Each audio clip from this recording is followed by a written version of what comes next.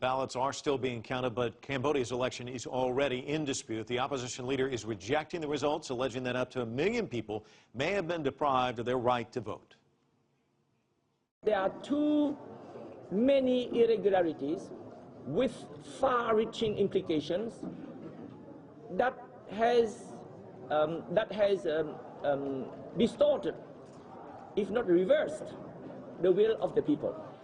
The opposition party, Sam Rainsy, toured polling booths during Sunday's election and is now calling for an independent investigation of the vote.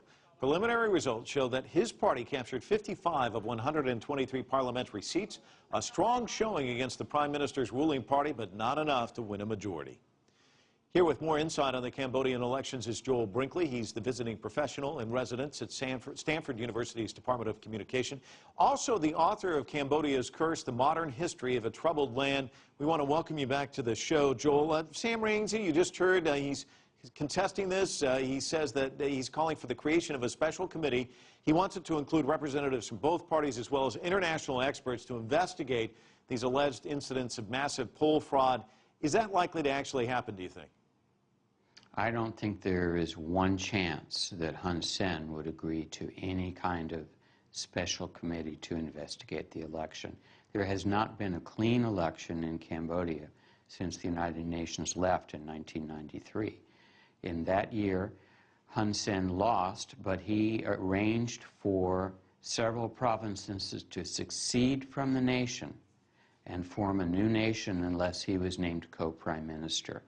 He is an utterly ruthless fellow, and the chance that he and Sam Rainsy can agree on a committee to look at the elections, I think, is virtually impossible. Rainsy's also calling this, the results, a distortion of the will of the people. I imagine you would agree with that.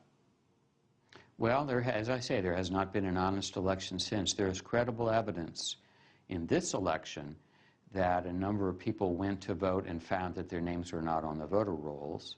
This doesn't come from Sam Rainsy, it comes from election monitors.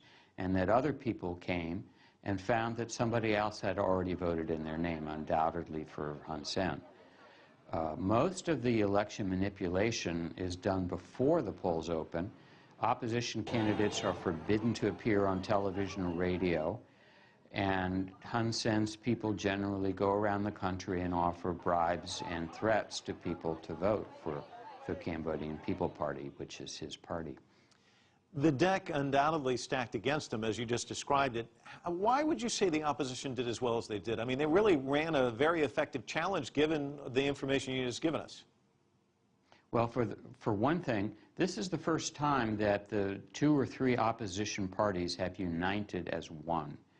And second, we are getting to a point where the average age in Cambodia now is about 20, so most people do not remember the Khmer Rouge era, and most people don't vote for Hun Sen because he has brought, quote, stability, unquote, to the country since the end of the Hun Sen era. They want prosperity, perhaps they want democracy, but they definitely want a new Cambodia, which Hun Sen is not going to give them. So given the fact that Hun Sen has the majority still, is there any likelihood at all that there will be new polling done in the most severely affected provinces? I guess your assumption is no. My assumption is completely no. Hun Sen can form a government. It used to be that 2/3 of the parliament had to be present for a new government to form, but in 2006, when he controlled 2/3 of the parliament, he put through a constitutional amendment that 50% plus one person is enough to form a government.